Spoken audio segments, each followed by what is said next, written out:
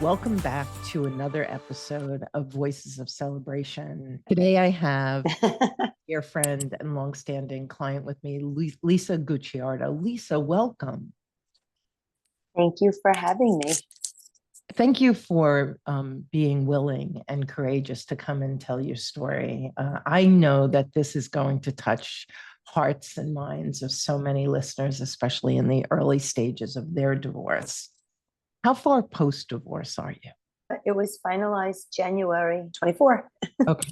So you're about 8 months post-divorce. And how long were you married for, Lisa? Before Robert filed. It was 26 years. We would have celebrated our 30th anniversary this past June. Okay. And so you would fall into the gray divorce category in many ways. When you started, I think your daughter was still in high school. Is that true? Wow, you have a really good memory. Yes. Yes. Yeah. And now they're all, I like to call them emerging adults. Yeah, for sure. Yeah. Yeah, I've done my work. So you were married just shy of 30 years. You've got 3 children. I heard you say Robert filed. Can you just tell our audience a little bit about those early stages? Did you want the divorce? Was it something you both had agreed to? No, it wasn't. I had been thinking about it for a very, very long time, like 8 years. Yeah. It felt like forever. But my children were young and there was no way I was putting them through that. And my daughter had gone through something that forced us to, well, it wasn't a force. We wanted to be there for my daughter. So we had to work as a team to help her. And Robert was hoping that we would resolve our differences and reconcile. And I remember very distinctly the night that we had to talk. And he said, don't you think we can use some of the skills we've learned through the program we had gone through for my daughter? And I said, you know what, Robert, I could do that with my head, but I would be lying to my heart. My heart is not in this. And it was so sad to see his face. Yeah.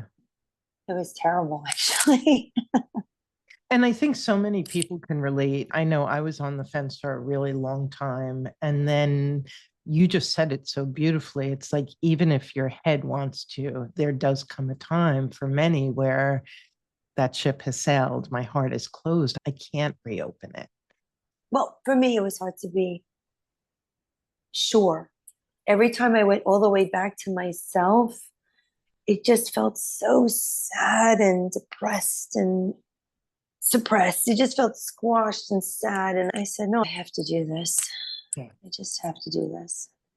And the other thing I want to bring in right from the beginning, because it's something that you and I share, and that was such a foundation for you, and that is your faith. So can you just share Yes. with the audience a little bit? Sure. Yeah. So it was a huge struggle because God hates divorce. And I struggle with that because I didn't want to be married to Robert anymore. So I'm not 100%. Oh, well, wait, I have to say something that you said to me that was just so, yeah, why didn't I think of that? And it was funny too. You said, it's not like God didn't know this was coming. And I just remember sitting there with you, and my mind was like how this all-knowing, almighty creator that knows that you made this yes decision. you said it wasn't going to be a surprise. And suddenly I think that actually made me feel freer. Right. And anybody I came across that was going through something, I would say that to them. Anything, it applies to everything. Yeah. It is a universal. I do. I use that a lot. It's like there's no point at which our Heavenly Father is going, oh, geez, I didn't see that coming. It was so funny. So then I realized, all right, so through my journey, I realized how small I am compared to this big God as I was trusting him, because I really would just try so hard to figure out the next move and how to stay strong and how to be there for my kids and who the heck am I? And then just the more I would go through my devotionals every day, read his word. I have a church family and I worship on Sundays. Getting out of my own way and letting God do the work has been enormous. What a huge thing for me is looking back through a head, a heart that God has been healing. Because this has happened, but I'm still his daughter. How would we treat our children if they made terrible mistakes, right? And our Father is pure, holy, and love and forgiveness and mercy. He's all these things that we, as mere mortals, can't even fathom to be that way, even with our own kids. Yeah. So he's going to want my best. So he's going to make something beautiful from the ashes. So I've had to learn how to grow up. Excellent. I'm going to pause for a second. Yeah. Can you take your bracelets off? Oh, sure. They're clinking and cracking. Oh my gosh, are they really? I didn't even hear all them. types of noise. Yeah. So So sorry. that'll just make it much easier. No worries at all. So, you speak to something that is so universal, which is that those early stages and the uncertainty and the not knowing what to do and the murkiness in your Oh, head. terrible. Yeah. And one of the things that I think would be helpful is we all come to this decision for different reasons. And some people, it's just irreconcilable differences. Some people are dealing with a severe power imbalance or abuse or what have you. Without getting into all of the problems in the marriage, I'm hearing you say that you were depressed and lost. Can you share a little bit about what was it about this marriage that so wasn't working for you? Like, how could you put Yeah. it to words for us? You've heard the saying, April showers bring May flowers. If co parenting has been difficult this year due to your ex's alcohol abuse, you need Soberlink. How it works is simple. Your co parent will test at scheduled times, built in facial recognition will confirm their identity, Tampa sensors will flag any attempts to cheat, and results will get sent instantly to your phone so you know that your kids are with a sober parent. Lay the groundwork for brighter days ahead. Visit soberlink.com/JBD to learn more and get $50 off your device. Are you looking for a way to make co-parenting easier? Talking Parents can help you streamline your shared parenting responsibilities and minimize conflict by keeping all interactions organized and documented.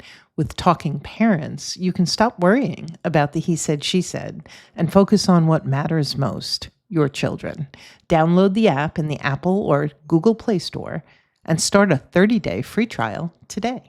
It was simple. It was loneliness, so much loneliness, not feeling heard, a lot of passive aggressive behavior between the both of us. So, yeah, that's basically kind of it in a nutshell. I knew we were having a codependent relationship. I realized that it's something it kind of came from my house of origin with my mother. Maybe my father, I'm not sure, but I know we had a codependent relationship. And then you think that's normal. And then you do that. You behave that way in your relationship with your husband or so forth. And then just a very unhealthy situation. Yeah. Yeah. And the other thing I remember is you were a stay-at-home mom. Yes. Yeah. And you have 3 kids. And how was that for you making that transition from being a stay-at-home mom to your kids starting to grow up? And I know your son got married during the Yeah. process of your divorce, and I think one of your girls moved out. So going from I'm a wife and mother, Yeah. you actually had to go back to work, didn't you? I started that. I knew I was going to have to get a job, and I was getting pretty burnt out from homeschooling. So I decided I was going to enter the workforce, which I tried to do a lot of mental prep before something like this. I mean, here I am for like 15 years or so. I had all my freedom and flexibility. Now I chose to homeschool my kids, but still, if I felt like checking out at 3 o'clock in the afternoon, my workday, my school workday is done. Right. And so I had a lot of freedom with my kids. And to be somewhere from 9 to 5, and my kids, my home was everything. And now I'm sitting at a job and it just felt so strange. Like, why am I giving you me? Who are you? Why? This is a completely, I haven't had this relationship since before Rob. I'm like, I don't know. I was struggling hard. I was very much driven by having to get a job to establish myself, start putting money away for a lawyer. So I feel like I was scheming, but I was just planning the next move. And Yeah. I think Robert knew that's what I was doing. Yeah. Can you speak to that? I wasn't going to ask this question, but I just recently did a podcast on, are you being secretive or deceptive, right? That period of time when you are planning Mm, or you're telling them what you're doing. Do you have any recollection of what that was like for you? yeah. Did you say sneaky or secretive? Is that what Secretive you were or saying? deceptive? Oh, deceptive. You can put survival in there because a little bit felt like survival. So I would call that on the secret side, Yeah. like being smart about it. Yeah, well, I think the point of my podcast was I think people feel very guilty and judge Yes. themselves when in Oh, fact it's this strategic thing that you have to get your ducks in a row before you start talking about what you're doing. And so it almost feels a little like, yeah, it does. It does, though. It does. But until you get past that. But there are other things during the little divorce journey that made me feel that just crushed me. I felt like I exposed our relationship and my behavior with him. Like I had his business audited because I didn't fully trust him. And but when we were going through it, I did it, but it made me sick to my stomach. It felt like I betrayed him. That's the word I was looking for. It felt like I betrayed him. by auditing his business. Yes. Yeah. So, and I think that it's so important to talk about this because these are very universal feelings. So, in your case, he had his own business. And how do you know whether or not, what you're being told is correct? And so you had someone hired to evaluate Well, the, the lawyers did it. It was yeah, called some sort of audit. it's a Yeah. forensic evaluation. Forensic. There Yep. you go. Yeah. Yeah. Yes.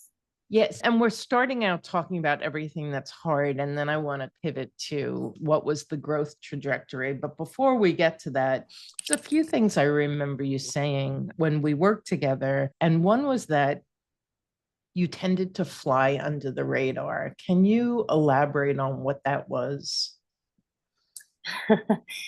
Is if I knew he would give me a hard time about something, I would find my own way to get what I wanted. It was so childish.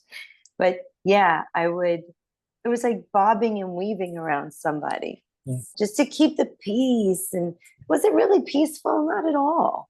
Yeah. And I want to say it's not childish, actually. It's amazing the coping mechanisms that we create to try and stay safe or to get something that we want. And the bobbing and weaving you're talking about, I think a lot of people would relate to, how do I control things? How do I respond or not respond in order Yeah. to your point, keep the peace, even though there's no peace in my heart?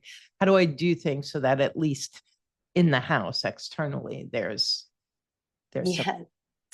Oh, if we like you're thinking about it now, that's exhausting. It would have been less exhausting to confront it. right. What, why do I have to wait till I'm on this side to understand that now? Well, and therein is the growth trajectory, though, isn't it? Oh, so many things. Yeah. It's very Yes. humbling. So I think one of the things I want to say to the listener is when people enter divorce, they understandably think lawyer, finances, custody or co-parenting, Mm, right? And yet, so much of your divorce journey is what's happening in the house and when your son got engaged. Or I remember you guys doing something about almost like temporary shared parenting, right? When who was cooking what the night, dinner nights. right? Yeah. Like, didn't you divvy up Yes. weeks so Yeah. that you each had time with the kids? Yeah. It was my idea to start preparing them for a change. So one night, Robert would dine with them. I would stay by my mom's until and come home at 8 o'clock at night. And then another night, Robert would do the same. And it was strange, but I just thought it would be helpful. I don't know if it helped. I never asked the kids if it was helpful. So, what would you say some of your key areas of growth were through this entire challenging journey? First, my relationship with the Lord has grown. My reliance Mm. and dependency. And I'm very stubborn, but he's so patient and good. All right. I said, oh, the second one was me getting to basically know me and what do I want, right? Figuring out life as a single person, which I'm only getting to figure out now because it's still pretty scary. But I moved out of my home. I moved out 2 years ago, Okay. and the divorce started 4 years ago. So this is still an evolving situation, as I hope it's always be. Yeah. The Yeah. third one, and the third one was another area of growth was my relationship with my kids. Can you That's tell been us a little nice. bit, tell us a little more about that? How did going through the divorce impact the way that you showed up for your kids? I was showing up for them in a messy way. And it was more so for my girls. It was much easier to discuss things with my son, although we didn't talk about, my son knows me, but he was much easier to talk to than the girls. He's older. He had been with his wife, his girl, they were together for a long time. And so he had another support system outside the family, which was good. And, but with the girls, I felt a lot of guilt. And I had to just keep bringing it back to the Lord and trusting Him and having faith and praying for all of us. And I would encourage the girls to speak to me and tell me what made them so upset. And it's hard. If you're a parent that's been a real pill to try to talk to, then you've got your work cut out they have to see that you are putting the effort in to create a safe space for them. And nobody's going to test you more than your kids. And I had to keep putting on, watch my face. Don't cry when they're talking. Don't be all blubbery and, oh, I'm so sorry. Leave them be and let them tell you and take it like a man. It actually should be take it like a woman because I think women deal way more with children because they're going to try all kinds of stuff with their moms. So you homeschooled your kids, and yet I'm hearing you say that something about the way you communicated with them and how that unfolded was news. What did the difficulty of the divorce invite in terms of the relationship you have with your girls now compared to earlier or compared to during the divorce? Oh, my girls are my son too. They're just they I think they struggled between the girls loving me and being so sad and disappointed and broken from it. Like I was the one that didn't want to continue with the relationship. So that puts me, I hate the spot it put me in, but You're the bad I, guy. oh, Oh, yeah. oh, it's the worst. It is the worst. And then being jealous when they're with him. I'm going through a whole thing right now. I'm like, this is going to stop. Every time I would get jealous that he was with them, and it didn't happen like the weeks that between when Nikki's there and here, and it happened like he just took them away for 4 days to Southold, and I can't tell you what a Did I tell you about this? No. No, okay. I thought I was so sad. I get anxious. I'm like, I'm missing out. Maybe that's FOMO. I But think I have some so FOMO. I think that these are such helpful little conversations though, Lisa, Oh, because good. here you are post-divorce. And so it's kind of like people think, oh, I'm stepping off the battlefield. Now my new life begins. Oh, Yeah, yeah, no. well, it does, but it begins with now I have to decorate my new apartment, or I have to deal with my kids going away with my ex, Yes. or something else. And so, how would you describe the quality of your relationship with your kids now? Oh, it's lovely. And here is the key. I had to see myself through God's eyes, if that's ever possible, and behave that way. I am the daughter of a king. Compose yourself as such. Have respect for yourself. God loves you. There is no one, not even my children, who thank God are Christians. They have no right to judge me. So I have the Lord on my side, and I know a Holy Spirit that will guide them. So I had to buck up. I wanted to be a good role model for my daughters. Yeah. And so when you're down, there's grace, love, and mercy, but I need to be there for them in a positive, strong way. And then it was just like my mind did a big flip, and I went, oh, wait a second. They don't get to judge me.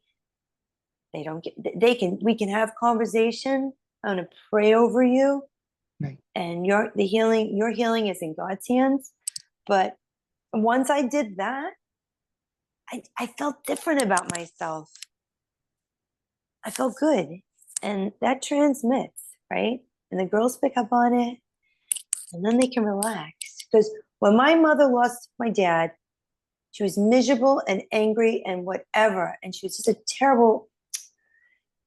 It would have been nice if she picked up. She was a strong woman, kept the roof over our heads. She was responsible. She was so many great things. But I would have liked to see my mom enjoy a new relationship at some point. I'm not saying that has to be. Not everybody will find that's not their thing. Their happiness could be everything else, and they may never want to get married again. I just wish what she would have had not been so afraid of something like that. That's interesting because you just said a few minutes ago when we were starting about your fear too, that you said when I was asking you about your growth trajectory, you said a huge piece of it was all of the times you stepped through your fear to get things. Oof. Yes, I did. Yeah. What are some of those comfort zones that you had to step through as you grew? Finances. That's to me is still miserable. I still get so upset. There's nothing to be upset about, truly. But it was like opening up an account and transferring this. And then I have a friend helping me make investments. Thank God I have somebody, right? So that's the most All these things your husband took care of all that you didn't. Yeah. Right. Yeah. Right. And that was fine. But you know what I realized too? If I don't do it, nobody's doing it. Pull up your big girl panties and get to it. Oh, I have so many things I have to pull up my panties to. But I'm not alone. See, that's just the thing. I'm not alone. So So the other thing I wanted to ask you about, I'm going to just read off a couple of words here that I pulled out of some of our conversations. You were challenged with patience, uncertainty, boundaries, codependence. Is there any one of those that you would want to share a little bit of detail with the listener? the boundaries thing, years ago I would have chose the codependence, but the boundaries thing is really what honors and saves my dignity and your dignity. And it's a way to establish trust, encourage honesty, and just overall mutual respect. Transform your relationships by mastering the art of boundaries without controlling or needing their approval. Visit jbddivorcesupport.com/boundary bootcamp to get started today.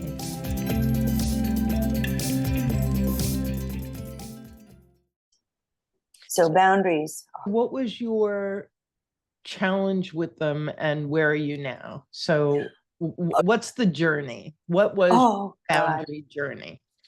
You and I were in a session and you called, oh God, Karen, you're so funny. You called Robert boundary clueless. Oh my gosh. And another time I was like, oh, he really is. That was a big thing for me. So then I started to set boundaries. And people And don't you like actually that. boundary, like where it's usually both of us who are Yes. clueless. Like we Oh, don't know yes. how to state them or set them, and they don't know how to honor them. And so go ahead, tell your journey. Well, I started setting them, and he didn't like that. So we would have, oh, just to see him sit and stew. I was scared to do it. I remember being very scared, but I practiced it. I went over it in my mind a couple of times, anticipating. That is strategic, isn't it? You plan it out so you know what's going to happen. Listen, you know your spouse, unless you've been married for 5 seconds, after 20 something years, you know your spouse. So, and I'm not saying you're playing anybody. Geez, you're being smart about it. Do you think for 1 minute, I am not a vindictive person. I could, I make a plan. I don't have a lot of crazy things to do somebody harm in my head. I'm not, I'm manipulative. I was manipulative. We were manipulative to one another quietly. Stupid thing to say and do. But it's through my daughter, Nikki, actually, that boundaries became even a bigger thing in our home, because Nikki was a kid when her sister was doing her thing and Robert and I were going through our thing. And Nikki was like the family therapist until she realized it was depressing her and so forth. So eventually she learned how to set her boundaries. And I said, that is respectful. I didn't realize I still had my own boundary issues. So when she did that, I got upset and pissed and why, I did. And I respected them. And it bothered me that I couldn't cross that line. But, too bad on me. Do I love and respect my daughter? Well, this is it. Let me tell you, sometimes love in action feels crappy on this end, Yeah. Like what? And then I realized how selfish I was too. But now it's good. And learning how to set them in it. I don't have to tell everybody my everything. You know what I'm saying?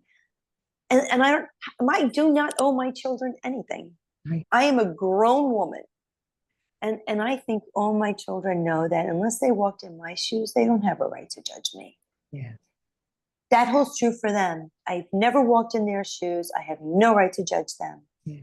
I think that's a really great message. There's so much that we could talk about. Your divorce lasted, did you say 40 years? Yeah. Oh. And you guys did you end up selling the marital home? Yes. Yeah. So you sold the marital home. Of course, he has his business. You're now working. And if I remember from our last conversation, you're doing well in your new career. Oh, yes. Yes. Thank goodness. Yeah. Feels good to think about something else other than what was going on. Yeah. And it was rough. Yeah. But I'm proud of myself.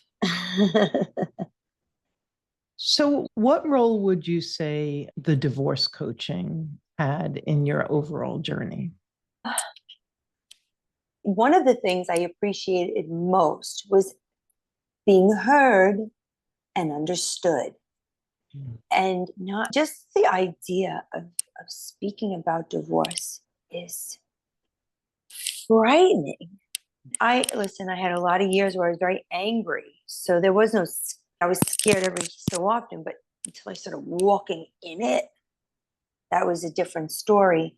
But yeah, it was a safe place to be and take a look at something serious and not be afraid.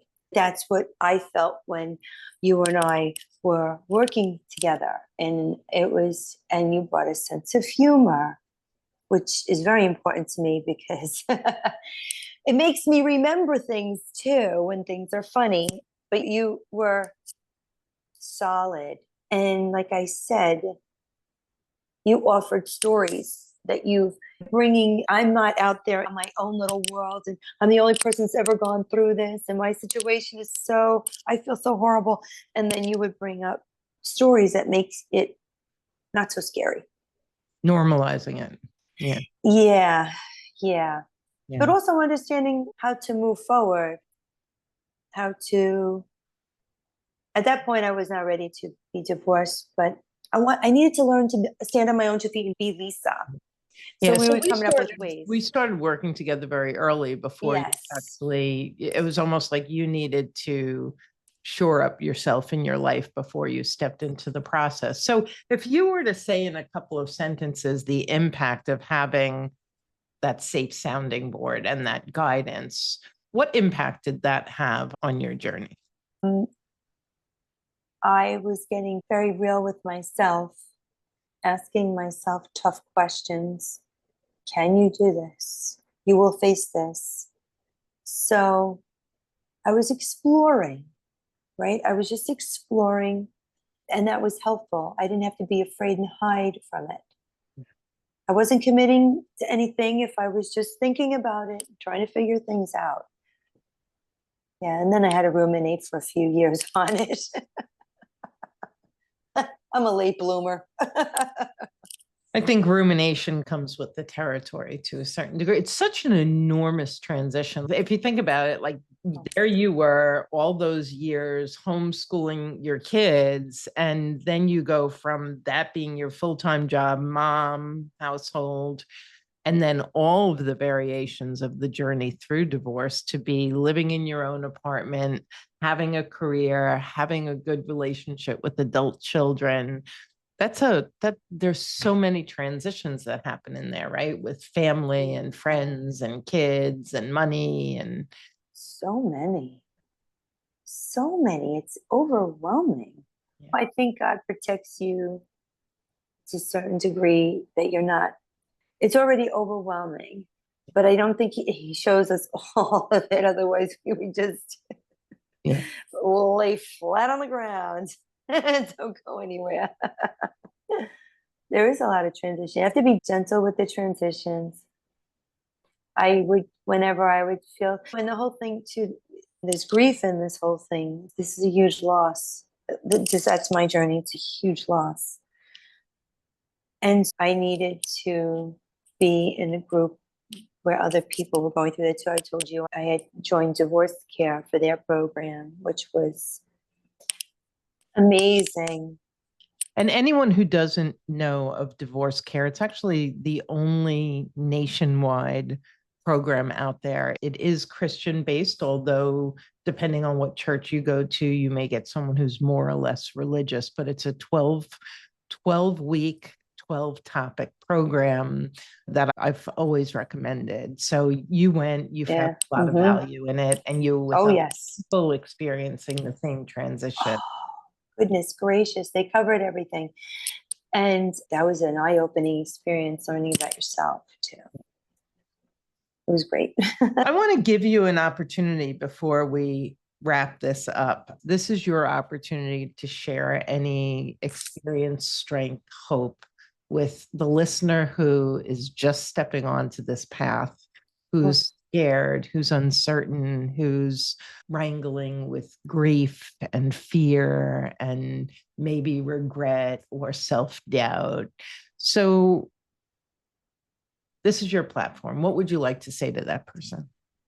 I would say that this person should definitely set up their support system of people that they can speak to, a friend, a pastor, anyone that will, and be mindful that if that you're choosing someone that is of the same moral caliber, because then you will get, you want to be wise. You want to definitely be wise. Have that set up, because you're going to need that person and or people.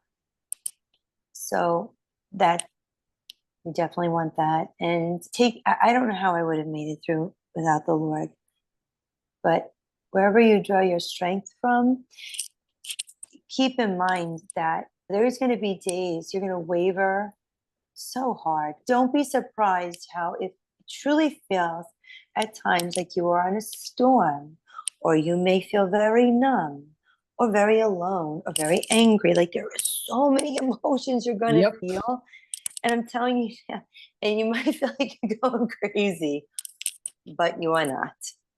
You are not. I find that if I can be prepared, like when it comes at me, I was told, just like the Bible, do not be, surprised when trials, tribulations come onto you, right? It's going to feel like that. It's definitely going to feel like that.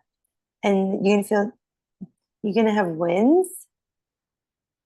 And sometimes they feel like they don't last that long. And you're going to have loses, those days you just did not triumph. And those feel longer sometimes than the wins. But it starts to, as you heal, those painful things subside, and you can handle dealing with that. And then the other good stuff, you want to look forward to the rest of your life. We only get one. If I can give one really big piece of advice, there's going to be a point in your life you're going to have to take all that pain, ball it up, and let it go. That is a decision you make. So if you are unhappy and very miserable, at one point it needs to stop. God wants you to have a full, productive, meaningful life. And he loves you so much. So let it go. Give it to him. I don't know why we don't give him everything. His shoulders it's limitless. We're never going to do a better job than him. Beautiful. Yeah, so I would say those things. I could say more. Yeah, so you've gone through quite the journey. I know that you're only 8 months post-divorce, and there's a lot more to come, and there'll be plenty of good and still some difficult, of course. Thank you so much for being so honest and vulnerable and coming and sharing your story. Oh, if it's helpful, then I will go through the pain if somebody else can benefit from it. We've had so many people say that the Voices of Celebration is their favorite part of the Journey Beyond Divorce podcast, that listening to these stories and hearing both the pain and the hope gives them hope to go forward. And so when people like you are willing to come on and tell your story, there are going to be pieces of it that so many resonate with. And so thank you. And to the listener, keep listening to the stories, keep leaning into whatever your spiritual foundation and your strength is, and reach out if you need some support and you want to learn more about our coaching process and how that helps. And so thanks again, Lisa. I'm wishing you're welcome. all of the best. Thank you. You too. Yeah. And we'll be back again real soon with another episode. Until then, you take care. Thanks for joining us on the Journey Beyond Divorce podcast. I hope you found guidance and encouragement to help you along your journey. If you like my podcast, please take a minute to subscribe and leave a review on iTunes. You can also visit us at jbddivorcesupport.com, where our team of coaches support both men and women through our one-on-one coaching, group programs, online courses, and free resources. Stay tuned for our next episode, and I'll talk to you soon.